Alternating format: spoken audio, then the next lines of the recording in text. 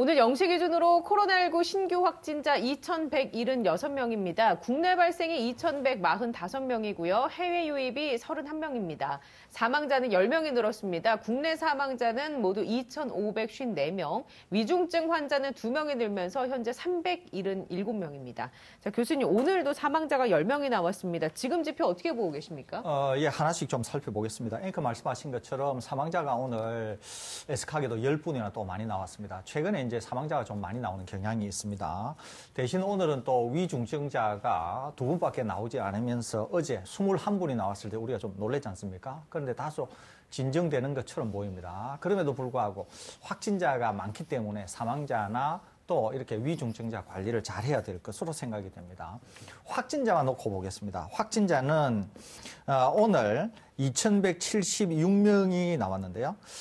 어제 대비한다고 하면은 어제가 2,427명이니까 오늘 약 250명 정도 적게 나왔습니다. 그러니까 어제는 목요일이었지만 월요일이 대체 휴일이라서 수요일에 해당한다 그랬지 않습니까? 그러니까 수요일 날 피크를 찍고 내려갈 거라 그랬는데 오늘 250명 정도 적어지면서 내려오기 시작한다는 거죠. 그 다음에 4차 유행이자 우리 코로나 전체에서 최대 피크치가 추석 연휴 끝나고 나서 3,271명일 때입니다. 이때와 비교하더라도 약 1,100명 정도 줄어들었으니까 이제 거의 저번에도 말씀드린 것처럼 추석 이전으로 돌아갔다 이렇게 볼 수 있다는 거죠. 그런데 이제 또 이번 주에 그러니까 다음 주 월요일에 한글날 대체 휴일이 있으면서 다음 주도 이제 수요일이 실제는 목요일이 될 가능성이 많습니다. 그렇기 때문에 검사 건수가 적어지는 것 또 휴일이 길어지면서 확진자 수는 다소 늘어날 가능성이 있습니다. 그러니까 이제 오늘이나 어제 정도로 늘어났다가 다시 줄어들 가능성이 있으니까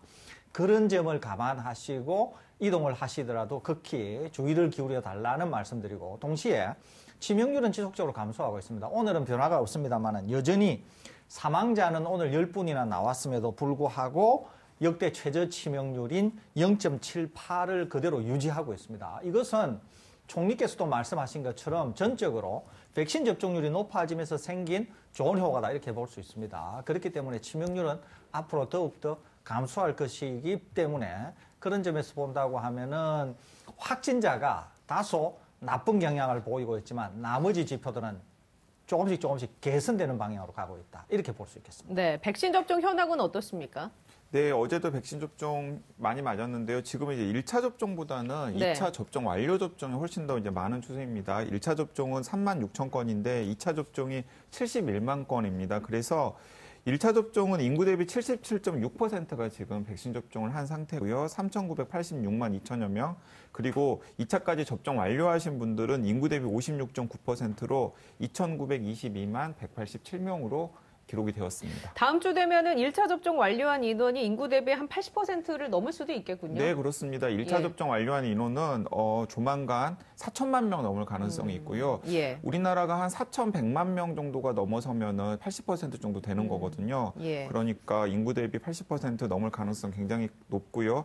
그리고 접종 완료자도 이 정도 속도라면은 정말 어제 정은경 청장이 이야기한 대로 10월 25일 그 주에 이제 3가지 트리플이 완성이 되는 거죠. 그러니까 인구 대비 70% 이상, 성인 접종자 대비 80% 이상, 그리고 고령층 대비 90% 이상이 애초에 방역당국이 백신 접종 시작할 때 정해놓았던 목표치인데 그보다 오히려 더 상회하는 목표 달성을 할 가능성이 굉장히 커 보입니다. 자, 잠시 후에 그 얘기 나눠보도록 하고 일단 이런 가운데 16세, 17세 백신 접종 사전 예약이 시작이 됐습니다. 첫날에만 예약률이 20%를 넘었습니다. 7일 0시 기준으로는 33.2%, 대상자 3명 중에 1명이 예약을 했다는 얘기인데요. 이 수치는 어떻게 보고 계십니까?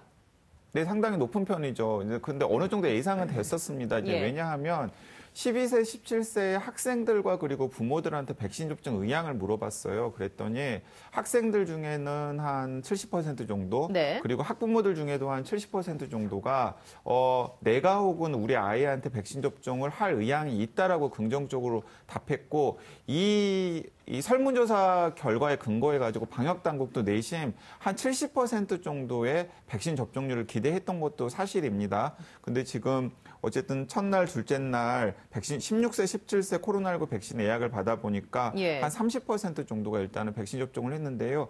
크게 이제 두 가지 요인으로 생각을 해볼 수가 있겠습니다. 일단은 고1 학생들, 고2 학생들 같은 경우에는 고3 학생들이 백신 접종을 맞고 나서 무슨 일이 있었는지 일단 받지 않습니까? 그런데 일부 심근염이나 심낭염으로 추정되는 사소한 이상 반응이 있긴 했습니다만은 이제 또렷하게 이상 반응이 있거나 뭐 병원에 실려가거나 그런 일은 없었거든요. 그렇기 때문에 고3 형, 누나, 언니들도 저렇게 맞았는데 뭐 나도 뭐 맞아도 이상이 없겠다라고 생각하고 접종을 한 경우 있었을 테고요. 더 중요한 것은 무엇이냐면 학원입니다. 학원. 네, 학업에 지장이 갈까 봐. 네, 그러니까 예. 지금 이런 학원들 같은 경우에는 계속해서 집단 감염 사례가 나왔기 때문에 학원에서도 방역에 굉장히 신경을 쓰고 있고 또 학원을 가는 학생들도 방역을 굉장히 신경을 쓰고 있거든요. 그러니까 학원 계속 가야 되는 학생들이 이제 백신 접종하는 거죠. 또 하나는 예. 이게 있다고 봅니다. 그러니까 우리나라는 기본적으로 성인, 그러니까 부모님들이 백신 접종률이 굉장히 높잖아요. 그러니까 이제 아무래도 미성년자는 미성년자가 결정하는 게 아니라 부모님이 법정 대리인으로서 결정하지 않습니까? 예. 그러다 보니까 부모님들이 백신 접종에 우호적이라는 거죠. 그것이 온전히 반영이 되었다는 생각이 들고요. 두 번째는 우리 이 방송에서 사실 이 연령대에 접종을 권하지 않는다 그랬지만 저희들이 접종하지 말아라 또는 접종하지 말 것을 강요하거나 이러지는 않는다 그랬지 않습니까? 방역당국도 자율권을 드렸고 그렇기 때문에 저희들은 데이터에 입각해서 일종의 반대 이제 그런 입장을 표명을 하면서 이제 데이터를 알려드렸는데 이제 실제로 부모님들이 이렇게 백신 접종에 우호적이셨다는 거죠. 그런데 이게 이제 일단 공개가 되지 않습니까? 공개가 되면은 오히려 백신 접종에 나서는 다른 학생들도 많아질 가능성이 많습니다. 예. 그러니까 이제 이런 거죠. 막상 뚜껑을 열어보니까 백신 접종 예약을 안 하지 않습니까? 그러면은 나머지 사람들도 안 하게 됩니다, 이게. 그런데 백신 접종을 많이 하지 않습니까? 그러면 오히려 남들도 많이 하게 돼요. 이제 그게 항상 밴딩처럼 일종의 밴드 웨건 효과처럼 이게 이제 움직여 다니는 거죠. 그러니까 이제 제 생각으로는 어차피 시작이 됐기 때문에 백신 접종에 대한 예약이 공개된 상황이라서 이것이 아마 백신 접종을 이제 연령별로 쭉 백신과 관련해서 예약을 받을 것 같은데 상당히 긍정적인 영향을 미쳐서 아마 다른 예약자들에게도 예약을 촉발하는 그런 아마 긍정적인 영향을 예. 미칠 것 같아서 아무튼 이 방송은 어떤 접종에 대한 인식을 갖고 계시든 상관없이 모두 다 존중한다 이런 입장이기 때문에 그럼 예. 이렇게 여쭤볼게요. 일단 7일 0시 기준으로 33.2% 이 예약률 수치는 생각보다 많은 수치입니까? 생각보다 적은 수치입니까? 생각보다는 높은 수치죠. 왜냐하면 다른 연령대하고 비교해 보시면 되거든요. 그러니까 60대, 60에서 64세, 또 65세에서부터 69세, 70에서 74세하고 비교를 해보더라도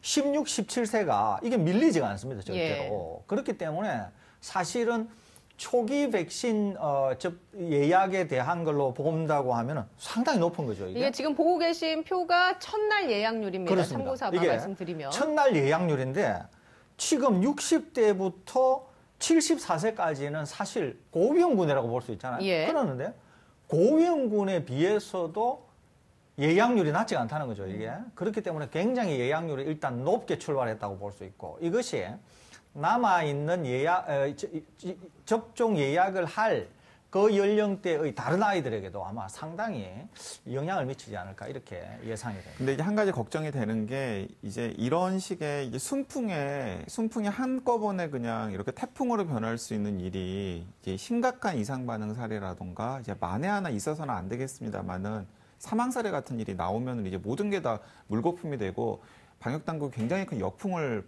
받을 수도 있거든요. 그러니까 저는 이제 개인적으로 그런 걸 걱정을 하고 있기 때문에 지금부터 오히려 방역당국이 이 높은 접종률에 너무 고무되지 말고 이 12세부터 17세까지 예방접종은 굉장히 신중하게 결정이 되었고 또 진행도 굉장히 신중하게 관리가 되어야 한다고 생각합니다. 그래서 어차피 지금 이 연령대에 심근염이나 심낭염 같은 이 부작용이 있다라는 사실이 확인이 되었기 때문에 심근염이나 심낭염을 의심할 수 있는 만에 하나의 상황이라도 생기면 빨리 초동 대처를 해서 그 상태가 심각한 상태로 이어지거나 혹은 초동의 대응을 잘 못해서 뭐 심각한 후유증이 남거나 혹은 자칫 잘못하면 사망하는 그런 일이 절대로 있어서는 안 되도록 좀 관리를 잘 해줬으면 하는 생각도 있습니다. 네, 이거 굉장히 중요합니다. 왜 그러냐면은 어른한테서 어떤 일이 일어나는 거하고 지금 이 연령대에 일어나는 거하고는 완전히 다릅니다. 부모님들이 느끼는 것도 다르지만 사회에 미치는 파장도 굉장히 클 수 있거든요. 그렇기 때문에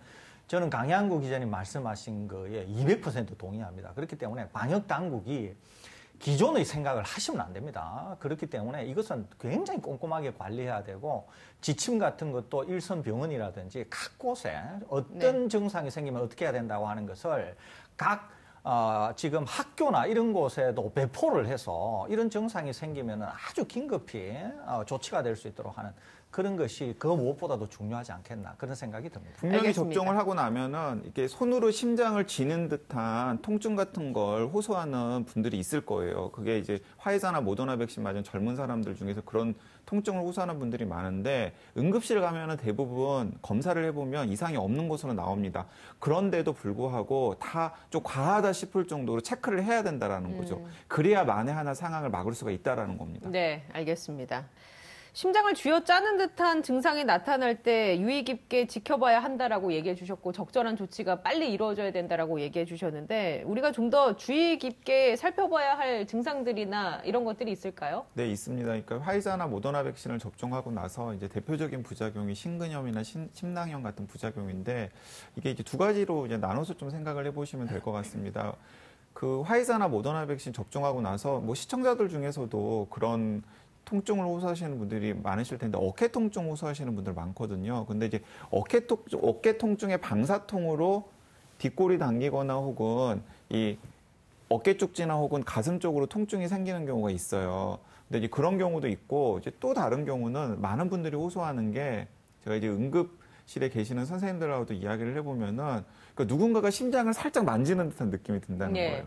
이제 뭐 경험해보지 못한 통증인 거죠. 이제 그래서 뭔가 가슴이 좀 뻐근하고 답답함 때문에 숨 쉬는 게 좀 곤란하다든지? 그러니까 이제 숨 쉬는 게 곤란하지는 않는데 호흡기 쪽의 문제는 아닌데 그러니까 가슴이 뻐근하고 뭔가 이제 불편한 감정이 있는 거예요. 평소에는 겪어보지 못했던 그런 감정을 호소하시면서 응급실을 찾으시는 분들이 또 많다라고 합니다. 그런데 예를 들어서 이제 주사 맞은 부위가 통증이 심해가지고 그 통증 때문에 뒷골이 당기거나 혹은 이 어깨 쪽지라던가 혹은 가슴 쪽으로 통증이 오는 건 사실은 별게 아닙니다. 그건 시간이 지나면 자연스럽게 나올 수가 있어요. 근데 예를 들어서 평소에 느껴보지 않았던 감정인데 가슴이 답답하고 호흡기 쪽은 아닌데 뭔가 좀 불편한 감이 있는 거예요. 그리고 진짜 아까 제가 표현을 했던 대로 누군가가 심장을 살짝 만지면서 약간 누르는 듯한 그런 느낌이 있는 분들이 응급실로 많이 오시고 꼭 제가 말씀한 것처럼 표현을 하신대요. 자, 그런 분들 같은 경우에는 기본적으로 혈액 검사나 심전도 검사를 해보셔야 됩니다. 근데 염증 수치를 좀 봐야 되는 그렇습니다. 건가요? 근데 이제 검사를 해보면은 대부분 심전도 검사 결과도 이상이 없고 염증 수치도 별 이상이 없는 것으로 나옵니다. 자, 그런데도 불구하고 그런 검사를 해보셔야 된다라는 거예요. 근데 만약에 그렇게 결과가 병원에서 판단했을 때 염증 수치나 이런 것들이 괜찮다라고 하면 그냥 걱정 안 하면은 되는 건가요? 시간이 지나면 좀 해결이 되는 부분인가요? 자, 이제 두 가지입니다. 두 가지 경우를 있는데요. 사실 이제 저희 집 식구 중에서도 이제 똑같은 증상이 있어가지고 응급실에 한번 갔다가 이제 심장내과 내원을 해가지고 이제 좀 더 정밀한 검사를 받은 경우가 있었는데요. 그 경험을 염두에 두고서 제가 이제 주변에 있는 여러분들의 케이스들을 상담도 해드렸고 또 병원으로도 보내드렸고 뭐 여러 가지 또 좀 종합을 해서 말씀을 드리자면은 일단은 문제가 생기면은 병원을 찾아가거나 혹은 응급실을 찾아가야 되는데 병원을 찾아갈 때는 항상 피검사나 심전도 검사가 가능한 중급 이상의 병원을 찾아가시는 게 좋습니다. 그러면은 이제 진료하면은 시간을 줄일 수 있고 바로 검사를 하실 수가 있으니까요. 그러면 대부분 아까 말씀드렸던 대로 아무런 이상이 없는 것으로 나옵니다. 그리고 나서 항상 이렇게 코멘트를 하실 거예요. 며칠 정도 더 상황을 보면서 상태가 또 호전이 되는지 아니면 더 나빠지는지를 한번 체크를 하십시오라고 할 겁니다. 자, 그러면 대부분은 상태가 호전이 돼요. 상태가 호전이 되는데 예. 저희 집 식구 같은 경우에도 상태가 호전이 되기는커녕 2, 3일 정도 더 악화가 되었어요. 그래서 다시 이제 병원을 찾아가지고 좀 더 여러 가지 검사들을 받아봤습니다. 근데 검사 결과는 아무렇지도 않았거든요. 예. 자, 그러다가 한 일주일 정도 지나니까 자연스럽게 원래 컨디션을 회복을 하더라고요. 예. 근데 이제 문제는 그런 단계에서 정상적인 컨디션을 회복하는 경우가 있지만 만에 하나 회복하지 못하고 안 좋아지는 케이스가 있을 수 있거든요. 그렇기 때문에 특히 12세부터 17세까지 백신을 접종하는 소아청소년들 같은 경우에는 예. 만에 하나 그런 일이 생기면 대부분 다 경증이거나 혹은 좋아질 가능성이 크지만 만에 하나 좋아지지 않는 경우가 있으면은 그건 심각한 문제가 생길 수 있기 때문에 부모님들께서도 좀 세심하게 좀 주의를 기울이시고 그리고 또 방역 당국에서도 그런 상황으로 내원하는 분들을 진료하는 일선 병원들에게도 좀 더 좀 엄밀하고 세심한 지침을 내릴 필요가 있다라는 것입니다. 알겠습니다. 자, 그 증상들이 있는지는 잘 한번 체크를 해 보셔야 될 것 같습니다. 이런 가운데 또 화이자가 FDA에 5세에서 11세 어린이 백신의 긴급 사용 승인을 신청을 했습니다. 미국은 지금은 12살, 그러니까 12세부터 백신을 맞을 수 있는데 이것을 확대해서 5살, 5세부터 넓히겠다라는 뜻인데요. 임상시험 규모가 좀 작습니다. 교수님은 지금 화이자가 이렇게 신청한 이 사안에 대해서는 어떻게 보고 계십니까? 예, 지금 이제 미국에서는 12, 17세도 임상시험을 통해서 그 결과를 가지고 백신 접종을 하고 있습니다. 네. 이것도 이제 임상시험을 할 때 대상자가 그렇게 많지 않았어요. 이것도 1000명을 약간 넘습니다. 그러는데 이제 앵커 말씀하신 것처럼 5세에서 11세 이것도 이제 임상시험을 했어요. 이것도 이제 임상 대상이 얼마 되지 않습니다. 그러는데 임상시험을 할 때 용량이 기본적으로 다릅니다. 용량이 성인의 3분의 1을 이제 투여를 합니다. 화이자 같은 경우에는. 그러니까 이제 성인인 경우에는 30 마이크로그램을 1회에 투여를 하니까 5에서 11세는 10 마이크로그램을 투여를 하겠죠. 그래서 10 마이크로그램을 이 연령대 5에서 11세에 2회 접종을 해서 보니까 결과는 어른하고 유사하게 나온다는 거죠. 그래서 보호 효과가 있고 안전하다. 그렇게 해서 이제 긴급 승인 신청을 했는데 아마 뭐 긴급 승인이 받아들여져서 이 연령대에도 백신 접종을 할 것으로 생각은 됩니다. 그렇지만 우리는 미국 상황과 다르고 저희들이 저번에 말씀드린 것처럼 미국인 경우에는 이 연령대 사망자도 굉장히 많습니다. 미국은. 그것은 미국이 전반적으로 이제 방역 상황이 나쁘기 때문에 이 어린아이 연령들에게도 사망자가 굉장히 많은 거죠. 수백 명 단위입니다. 그런데 이제 우리나라는 지금 이 연령대 0세부터 18세까지만 하더라도 사망자가 한 명도 없거든요. 우리는. 그렇기 때문에 그런 점들을 다 이해하시면 되지 않을까 생각이 듭니다. 그러니까 우리나라 방역 당국이 이 사례를 참고 삼아서 뭔가를 결정할 수도 있을까요? 미국에서 만일에 이제 결과가 나오고 우리나라에 우선은 12세부터 17세까지 이번에 백신 접종을 이제 할 예정이지 않습니까? 이 결과를 보게 되면은 그다음에 또 이후에 여러 가지 방역 상황이나 이 연령대에서의 감염 확산 또 위험 대비 이익 뭐 여러 가지가 평가가 되겠죠. 그러면은 또 방역 당국이 5세에서 11세도 어떤 모종의 결정을 할 수 있을 것 같은데 지금 우리 당장은 방역 당국이 어떤 생각을 가지고 있고 또 데이터가 실제로 어떤지를 모르기 때문에 지금 당장은 예단해서 말씀드리기는 어렵지 않겠나 이렇게 생각합니다. 근데 저로서는 진짜 백신을 접종했을 때의 이익과 그리고 백신을 접종했을 때 생기는 이상 반응을 비롯한 여러 가지 부작용의 편익을 비교해 보면 이 연령대는 사실은 진짜 이익이 높다라고 판단하기가 어려울 것으로 생각이 됩니다. 12, 17세보다 더? 네, 더. 그러니까 FDA 자문위에서 어떻게 판단할지 모르겠습니다만은 그 FDA 자문위원회 판단 결과도 저는 합리적으로 나올 거라는 생각이 들고요. 우리나라 방역 당국도 사실은 백신 접종이 거의 필요하지 않는 연령대인데 백신 접종을 해야 하는지 그것도 여러 가지 이상 반응이 우려가 되는 저는 좀 회의적이군요. 좀 신중하게 좀 생각을 해야 되지 않을까 싶습니다. 저는 방역 당국에 제가 좀 말씀드리고 싶은 게 있어요. 그게 뭐냐면 이겁니다. 지금 이 연령대, 연령이 낮은 이 연령대에 있어서의 백신 접종과 또 머커 치료제 같은 것과 관련해서 제가 좀 쓴소리를 하고 싶은데요. 그게 뭐냐면 이거예요. 미국의 상황과 우리의 상황은 다르다니까요. 네. 미국은 자기네 상황이 안 좋으니까 소위 말해서 허접한 것이든 뭐든 자기네들은 쓸 동기가 있다니까요. 그 다음에 어린아이들도 방역 상황이 나쁘고 수백 명이 사망을 하니까 접종 이익이 큰 거예요. 어쩔 수 없이. 어쩔 수 없이. 그런데 우리나라는 이 연령대에 사망자도 한 명도 없고 위중증자도 여태까지 3명밖에 없었던 데다가 위중증자도 다 위중증이 해소가 됐거든요. 그렇기 때문에 왜 자꾸 우리가 미국의 상황에 질질 끌려다니면서 우리와는 다른 상황인데도 그걸 자꾸 우리나라에 적용하려고 하는지 저는 도대체 이해가 되지가 않습니다. 그렇기 때문에 제가 방역당국한테 말씀을 드리는데 방역당국은 우리의 상황에 맞게 하시면 된다는 거죠. 그렇기 때문에 제가 지금 저번에도 말씀드렸잖아요. 먹을 치료제 같은 거, 먹는 치료제는 필요도 없다니까요, 우리나라는. 그 다음에 이 연령대에 있어서의 백신 접종도 물론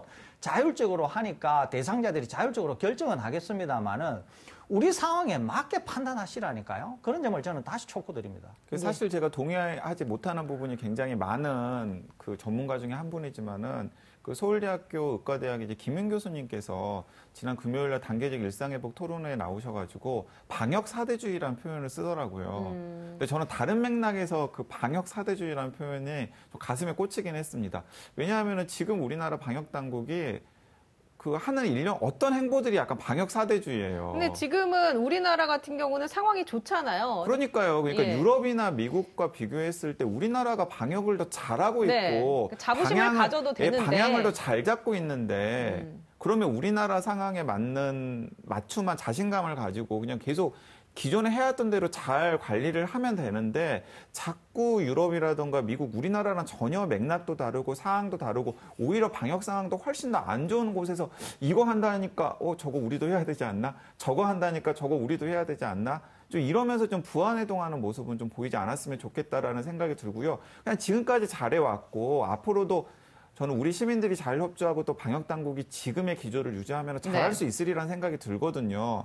그리고 저는 전문가들도 좀 그 기왕 언론이나 전문가들도 지금 우리나라 상황에 맞춤해가지고 방역 당국에 도움이 되는 조언을 해야지 우리나라 상황이랑 전혀 다른 미국이나 영국 상황 그리고 우리나라보다 훨씬 더 확진자도 많이 생기고 사망자도 많이 나오는 곳에 사례를 들여와가지고 아니 미국에서 저러는데 왜 우리나라는 안 합니까? 영국에서 저러는데 왜 우리나라는 안 합니까? 이런 게 이제 앞뒤가 안 맞다라는 거죠. 이제 그런 게 좀 현장에서 취재를 하는 입장에서는 굉장히 답답합니다. 예, 참고 삼을 것은 참고 삼지만 우리가 가고 있는 길, 그 기조에서 벗어나는 것은 안 된다라는 얘기고 K방역에 대한 오히려 자부심을 가져야 된다. 그 기조 아래에서 모든 게 결정이 돼야 된다라는 얘기신 거죠? 제 얘기는 이거예요. 예. 제가 여러 번 말씀드렸는데 우리나라가 강대국이라니까요. 우리 스스로만 그걸 모르는 거예요. 우리가 세계 10대 강국이면서 심지어는 세계 7대, 8대 강대국에 속한다. 이런 얘기들을 남들은 하고 있는데 우리는 늘 어떤 생각을 갖고 있냐면 우리는 늘 작은 국가라서 남 눈치나 봐야 되고 이런 생각을 갖는다는 거죠. 또 하나는 뭐가 있냐면은 책임이 휘둘리면 안 돼요. 그러니까 어떠느냐 하면은 남들은 하고 있는데 내가 그걸 안 했을 때 누가 이의를 제기하면은 궁색해진다는 거죠. 그런 걸 하면 안 된다니까요. 우리가 강대국인데 우리가 왜 우리 스스로를 결정 못하는 거예요. 예. 그렇기 때문에 그럴 필요 없다는 겁니다. 그러니까 영국의 상황에서 우리가 배울 것만 배우지 걔들을 따라갈 이유가 없는 것처럼 미국도 마찬가지예요. 미국이 여러 면에서는 강대국이지만은 코로나19 팬데믹과 관련해서는 미국이 오히려 우리를 배워야지 우리가 왜 미국을 배웁니까 이거를. 그런 관점을 제가 말씀드리는 겁니다. 예.